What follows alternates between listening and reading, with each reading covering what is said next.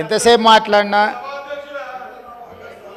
రామారావు గారు మేము కలిసి వస్తాం, ప్రభుత్వానికి సహకరిస్తాం అని పదే పదే చెప్తున్నాడు. నేను వారికి ఒకటే సూచన చేస్తున్నా, మీరు కలిసి వస్తారా లేదా అనేది, అన్నం ఉడికిందా లేదా అనేది ఒక మెతుకుని బట్టి చూస్తే తెలుస్తుంది. ప్రతిపక్ష నాయకుడు సభలకే రాడు, వీళ్ళు కలిసి వస్తారని చెప్తే నమ్మేది ఎవరు అధ్యక్ష? నేను అందుకే వారికి సూచన చేస్తున్నా, వెనకాల ఉండే అక్కలు ఇక్కడ ఉండి చెప్పి ఇక్కడ ముంచి అక్కడికి తేలినరు. ఆ అక్కల మాటలు విన్నాడు అనుకో జూబ్లీ బస్ స్టాండ్లో కూర్చోవాల్సి వస్తుంది అధ్యక్ష.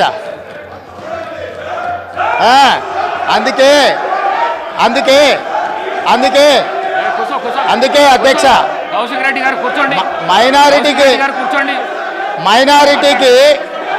మైనారిటీకి మంత్రి ఇవ్వలేదన్నాడు. 2014 నుంచి 2019 వరకు ఒక్క మహిళకు కూడా మంత్రి పదవి ఇవ్వలేదు అధ్యక్ష. 5 సంవత్సరాలు ఒక్క మహిళకు కూడా మంత్రి పదవి ఇవ్వకుండా ఈ ప్రభుత్వాన్ని, ఆనాడు ప్రభుత్వాన్ని నడిపి ఈరోజు వచ్చి మైనారిటీలకు ఇవ్వలేదని ముసలి కన్నీరు గారుస్తారు అధ్యక్ష. కాబట్టి దయచేసి అన్ని విషయాలు మాకు తెలుసు, సహకరించేది ఉంటే ప్రతిపక్ష నాయకుని వచ్చి సభలో కూర్చోమని చెప్పుండ్రు అధ్యక్ష. వివేక్ గారు మళ్ళీ వెళ్ళకు రాకండి. వివేక్ గారు ఈ ప్రాక్టీస్ మంచిది కాదు. మళ్ళీ వెళ్ళకు రాకండి. కొత్త సభ్యులకు ఇది నేర్పించకండి. మీరు సభా మర్యాదలను కాపాడండి. మీరు వెళ్ళండి. మీరు పల్ల రాజేశ్వర్ గారు మీరు వెళ్ళండి. ప్లీజ్ మీరు వెళ్ళండి. సభా మర్యాదలను కాపాడండి. మీరు వెళ్ళండి. కూర్చోండి. ప్లీజ్ కూర్చోండి.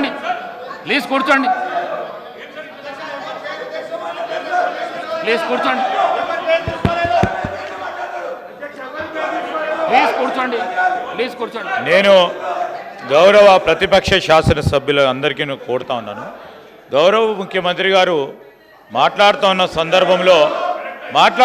సందర్భంలో ఎవరు పేరు తీయలే అధ్యక్ష, ఎవరు గౌరవ సభ్యుల పేర్లు తీయలే.